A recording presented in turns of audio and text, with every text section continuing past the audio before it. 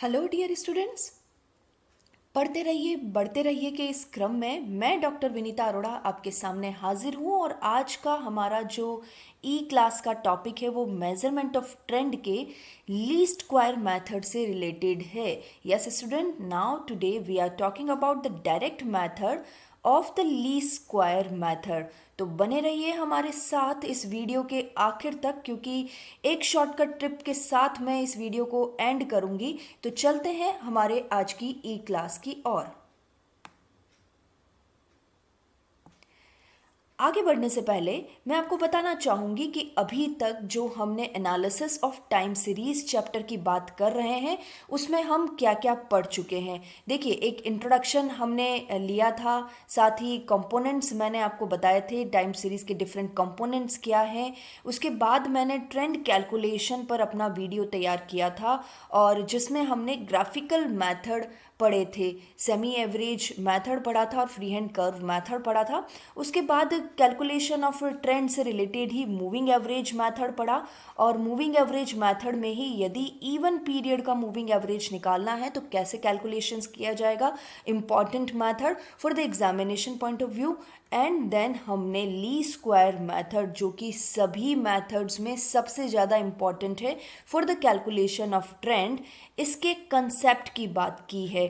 तो गाइज, आज हम जो ली स्क्वायर मेथड के डायरेक्ट मेथड की बात कर रहे हैं, उस डायरेक्ट मेथड को पढ़ने से पहले आप इस वीडियो को गो थ्रू जरूर करें, क्योंकि इसमें ली स्क्वायर मेथड के कंसेप्ट की बात मैंने की ही है और ये कंसेप्ट को जब तक आप नहीं समझेंगे, नहीं पढ़ेंगे, तब तक आज का वीडियो आपको समझ में नहीं आएगा, आज की क्लास आपको समझ में नहीं आएगी। तो गाइज, आई सजेस्ट कि ये सारे ही वीडियोस के लिंक मेरे डिस्क्रिप्शन बॉक्स में अवेलेबल है। Specially go through this video, ली square concept method, and the last the time series explainer. Time series के प्रैक्टिकल पॉइंट ऑफ व्यू को मैंने यहाँ पर बताया है टाइम सीरीज एक्सप्लेनर के थ्रू। तो चलते हैं आज की ई क्लास की और without wasting any more time. Now the direct method of ली स्क्वायर मेथड, क्या कहता है ये मेथड? देखिए, ली स्क्वायर मेथड क्या होता है, इसका बेसिक कंसेप्ट क्या है, इसकी बेसिक इक्वेशंस क्या है, ये हम अपने पिछले वीडियो यानी ली स्क्वायर के कंसेप्चुअल वीडियो में मैं आपको समझा चुकी हूँ, इसलिए डायरेक्टली यहाँ पर न्यूमेरिकल पोर्शन पर ही बात करती हूँ। और यदि हमें डायरेक्ट मेथड से ली स्क्वायर मेथड को कैलकुलेट करना है, यहाँ मैं आपको बता देती हूँ, दो मेथड हम पढ़ेंगे। आज जो हम पढ़ रहे हैं वो डायरेक्ट मेथड है और एक मेथड जो हम अगले वीडियो में पढ़ेंगे वो है शॉर्टकट मेथड। ये शॉर्टकट मेथड एक्चुअली मैं आपको बता ही दूं कि स्टैटिस्टिक्स में पहला ऐसा शॉर्टकट मेथड है जो रियली शॉर्टकट है। अदरवाइज हम जितने भी शॉर्टकट मेथड पढ़ते हैं वो थोड़ा लॉन्ग लॉन्ग फॉर्मूलेस के साथ होते हैं गाइज।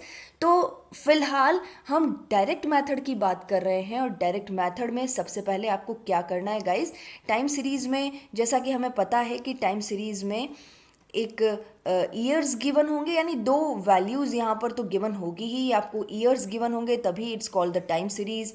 ईयर्स गिवन होंगे, मंथ्स गिवन होंगे, वटेवर, और साथ में आपको कोई भी डेटा या फिगर अवेलेबल होगा। तो ये टाइम सीरीज का फाइनली एक स्टैंडर्ड फॉर्मेट होता है। तो हम क्या करते हैं कि इस सबसे पहले ये जो ईयर्स जो है ना, उसको हम एक्स वैल्यू प्रोवाइड करते हैं। यहाँ पर एक कॉलम आप लेंगे और उसे हम एक्स वैल्यू प्रोवाइड करेंगे। अब ये एक्स वैल्यू कैसे प्रोवाइड करनी है ये मैं आपको बता देती हूँ।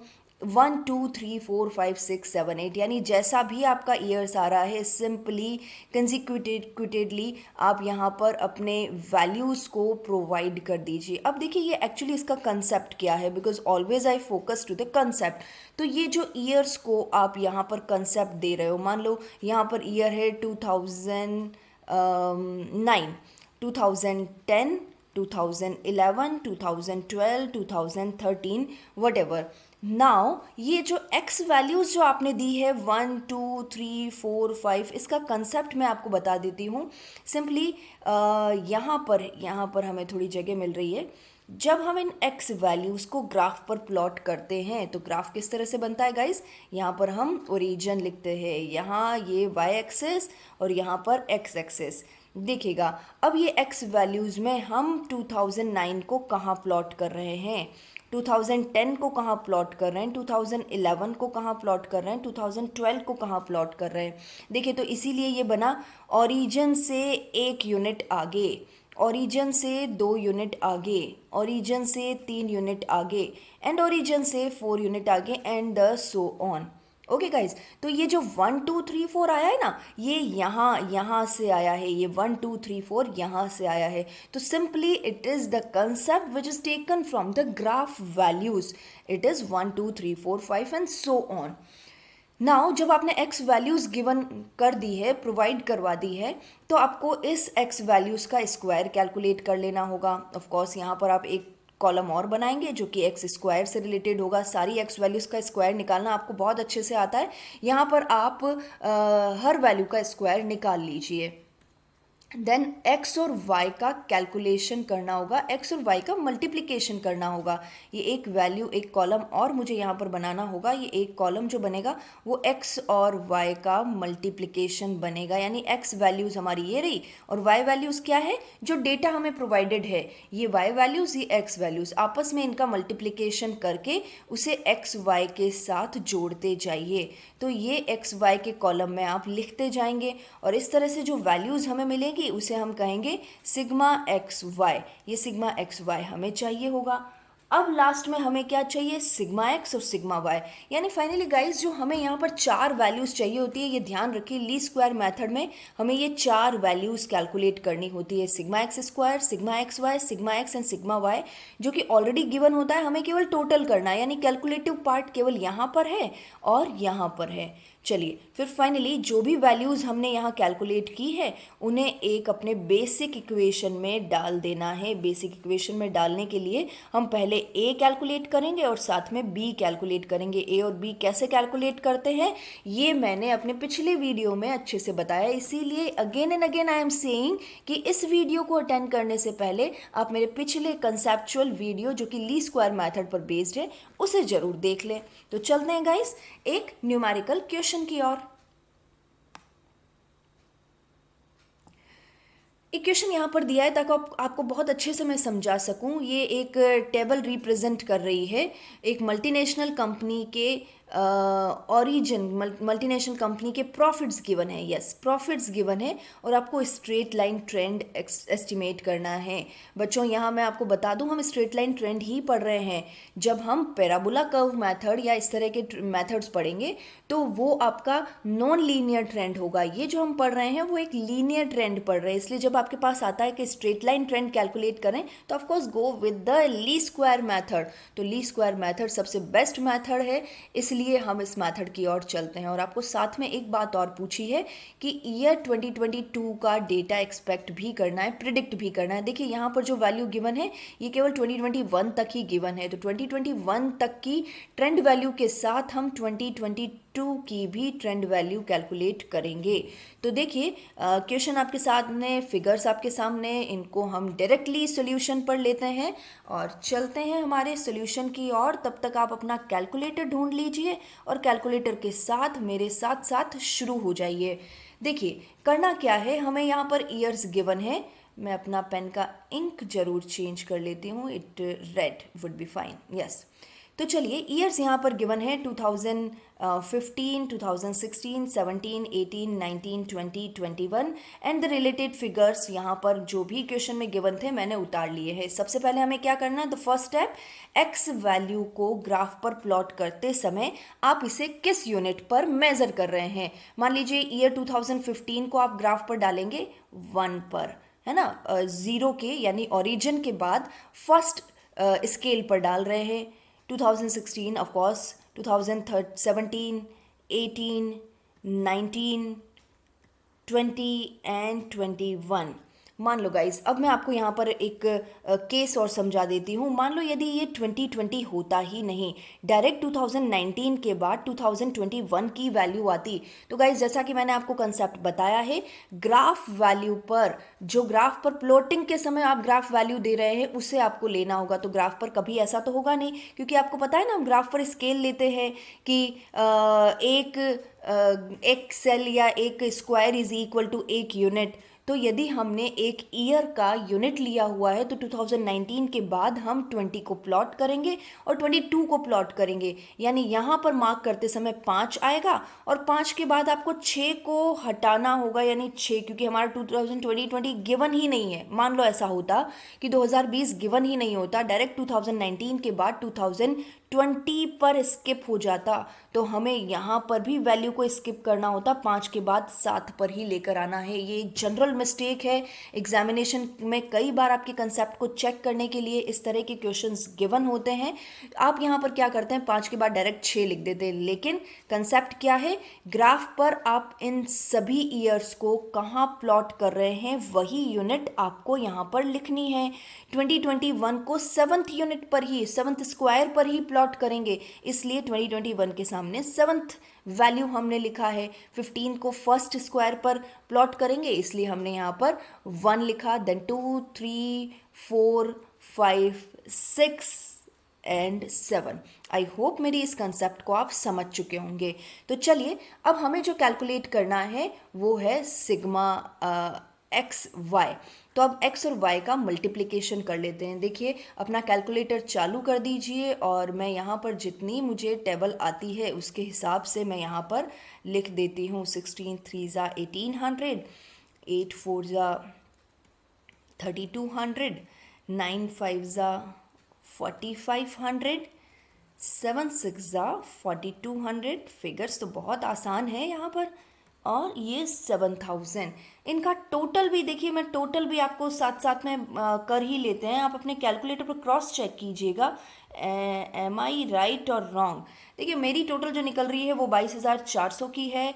सिग्मा एक्स जो मुझे मिल रहा है 7 15 6 एंड 7, ये मुझे मिल रहा है, it is the 28। Sigma y का मैंने ऑलरेडी लिख दिया है, एन इज इक्वल टू 7, ये मैंने ऑलरेडी लिख दिया है। अब एक्स स्क्वायर पर चलते हैं, एक्स स्क्वायर फटाफट कर लेते हैं। 1 4 9, it's too simple guys. 16 25 36 and 49। चलिए अब आपका एक्चुअल काम शुरू होने वाला है, और वो एक्चुअल काम क्या है ये हम थोड़ा ब्लैक बोर्ड पर आ जाते हैं। और हमारा एक्चुअल काम जो ये है कि हमारी basic equation y c is equal to a plus b x तक पहुंचना, और इसके लिए हमें ए और बी कैलकुलेट करना होगा। और ए और बी कैलकुलेट करने के लिए हमारी इक्वेशन क्या होगी, sigma y is equal to n a plus b sigma x. Okay guys, and sigma x y is equal to a sigma x plus b sigma x square। Okay, अब ये equations कहाँ से आई है, again go to my the previous video. Now अब sigma y कितना है, देखिए मेरे पास जो सिग्मा वाई मुझे दिख रहा है वो है मेरा 5000, वैल्यू पुट कर लीजिए। एन ए मेरा कितना है 7, ए की वैल्यू मुझे अभी नहीं पता, यही हम कैलकुलेट कर रहे हैं। बी सिग्मा एक्स मेरा जो आ रहा है वो है 28, जो टोटल है ये बी। ये सारी वैल्यूज़ मैं कहाँ से ले रही हूँ, ये रहा सिग्मा एक्स हमारा 28, एन है मेरे पास 7, सिग्मा वाई है 5000, ये वैल्यू मैंने ली है। इसीलिए सिग्मा एक्स वाई की बात करें, सिग्मा एक्स वाई है मेरे पास 22,400 is equal to A sigma X. ए मेरे पास नहीं है लेकिन सिग्मा एक्स ज़रूर है, ए लिख दिया। Now b sigma x square, sigma x square जो है वो, अरे सिग्मा एक्स स्क्वायर की टोटल ही नहीं की। चलिए चलिए जल्दी जल्दी कैलकुलेटर ऑन कीजिए, और फिलहाल जो मुझे मिल रही है ये मेरी टोटल है 140। चेक कर लीजिए गाइज एक बार। Now 140 B. चलिए अब ये दो इक्वेशन मेरे पास है, 7a plus 28b, 28a plus 140b। अभी आपको अच्छे से पता होगा कि इनको कैसे बैलेंस किया जाना है। आप यहाँ पर देखिएगा 7a और 28a, यहाँ पर a की वैल्यूज़ को यदि मैं इक्वल कर लेती हूँ तो मेरे पास a वैल्यू क्रॉस हो जानी है, और फाइनली जो वैल्यू मेरे पास b की बचेगी उसके हिसाब से मैं b की वैल्यू कैलकुलेट कर लूँगी। तो यहाँ पर देख रही हूँ मैं कि 7 4 जा 28 होता है, तो यहाँ पर हम लिख सकते हैं जो इक्वेशन नंबर 1 है ना मेरी, ये इक्वेशन नंबर 1 और ये इक्वेशन नंबर 2। ये इक्वेशन नंबर 1 को 4 से मल्टीप्लाई कर लेने पर, ये इक्वेशन नंबर 1 को 4 से मल्टीप्लाई करना है।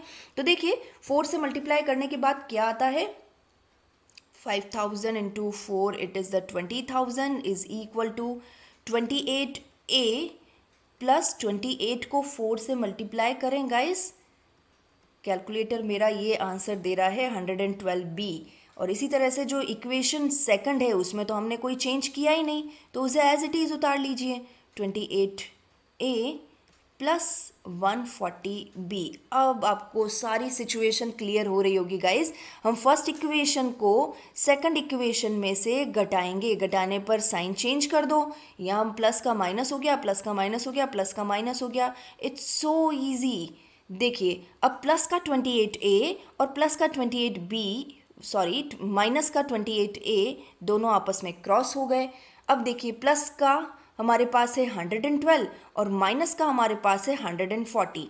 तो नाउ ऐसी कंडीशन में माइनस की वैल्यू निकलेगी, क्योंकि बड़ी वैल्यू हमारे पास 140 की जो है वो माइनस की है, तो ये माइनस की वैल्यू निकलेगी। तो प्लस का 112 और माइनस का 140 कैलकुलेटर पर टाइप कीजिए। 112 माइनस 140, तो ये मेरे पास जो मिल रहा है वो है 28।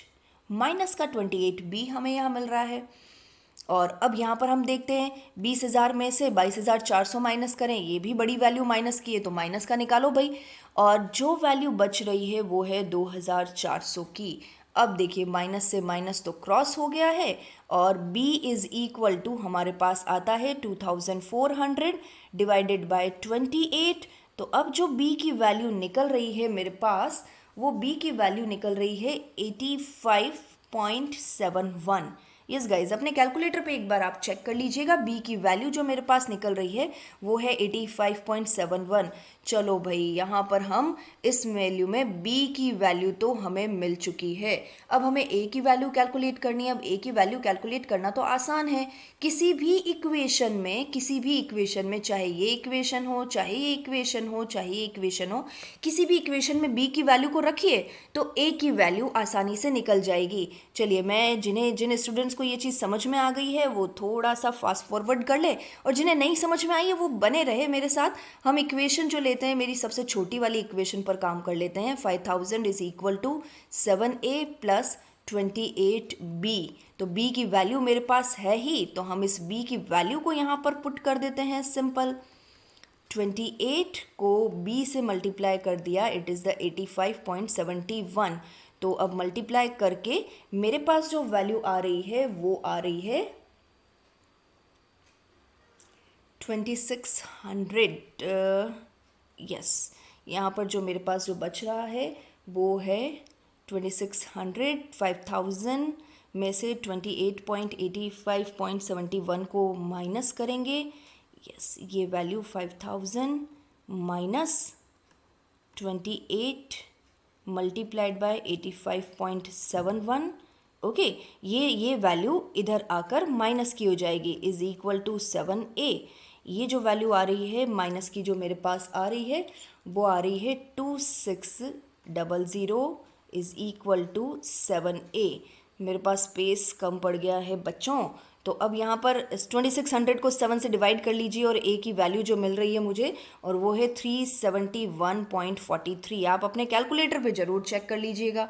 तो हमारे पास a की वैल्यू भी मिल गई है, b की वैल्यू ये रही, और a की वैल्यू यहाँ पर लिख देती हूँ। यस, a की वैल्यू जो मिली है मुझे 371.43। यस, अब ये जो वैल्यू हमें मिल गई है ना, बस उसको अब यहाँ इक्वेशन पर पुट कर दो। तो यहाँ पर c या y is equal to a की वैल्यू 371.43 प्लस b की वैल्यू इट इज़ द 85.71, और यहाँ पर x जो है ये x यहाँ पर लगा दो। अब x यहाँ पर क्या है, ये रहा x, ये 1, ये 2, ये 3, ये 4, बस ये x की वैल्यू को यहाँ पर पुट करते जाना है। तो देखिए यहाँ पर x में यदि मैं 1 पुट करती हूँ तो मेरे पास जो आंसर आता है वो आता है यानी 371.43 प्लस 85.71। तो यहाँ पर जो आंसर आ रहा है 457.14। नाउ x की वैल्यू पर अब 2 की वैल्यू पुट कीजिए, यानी 2 करें तो 85.71 को 2 से मल्टीप्लाई कर ले, तो यहाँ पर जो वैल्यू आती है और उसके 371.43 से प्लस कर ले तो 542.85। नाउ कैलकुलेटेड वैल्यूज़ हैं मेरे पास, इसलिए मैंने यहाँ पर सिंपली आपको आंसर दे रही हूँ, लेकिन आप करके देखिएगा, मल्टीप्लाई बाय 3 करिए यहाँ पर, क्योंकि x वैल्यू 3 है। यहाँ मल्टीप्लाई बाय आप 4 करना होगा, मल्टीप्लाई बाय 4 करेंगे आप जो यहाँ पर x की वैल्यू है, तो आएगा हमारे पास 714.26। Next 799.98, next 569, 971.40। ओके गाइस, तो ये वैल्यू मैंने यहाँ पर कैलकुलेट कर ली है। आपको जो शॉर्ट ट्रिक मैंने देने की प्रॉमिस की थी वो ये देखिएगा, इन सब में सेम डिफरेंस है, यानी सेम डिफरेंस है, तो क्या डिफरेंस निकल रहा है आप देखेंगे। ये जो डिफरेंस है ना हमारी बी वैल्यू का ही है, 85.71। मैंने आपको बताया था ना कि हमारा बी वैल्यू क्या होती है, it is the slope of the trend line. तो ये स्लोप ही है, और क्योंकि लीनियर ट्रेंड है तो लीनियर ट्रेंड में तो बिल्कुल बराबर तरीके से हमारा स्लोप मेंटेन होगा। तो देखिए यहाँ पर बी की वैल्यू का ही डिफरेंस है, आपस में डिफरेंस कैलकुलेट करके देख लीजिएगा। तो केवल हमें पहली वैल्यू चाहिए गाइस, इस पहली वैल्यू में आप प्लस करते जाइए 85.71, ये चीज़ आ जाएगी। इसमें प्लस करें 85.71, ये आ जाएगा। इसमें ये प्लस करें 85.71, इसी तरह से ये लास्ट तक की वैल्यू आपके पास मिलने वाली है बड़ी ही आसानी से, without any calculation, without any multiplication.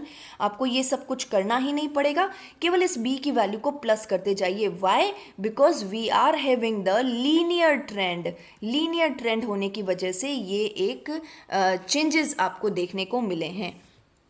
अब गाइस एक सिंपल सा क्वेश्चन जो उसमें था कि 2022 के लिए क्या वैल्यू होनी चाहिए, तो 2022 के लिए क्या वैल्यू होनी चाहिए, तो इसके लिए हम यहाँ पर कैलकुलेट कर लेते हैं 2022 की वैल्यू, जो कि हमें यहाँ पर, क्योंकि अब 2021 को हमने 7 दिया है, तो 2022 के लिए 8 होने वाला है, यानी मल्टीप्लाई बाय 8 करेंगे, या फिर आप 971.40 में 85.71 को ऐड कर लीजिए।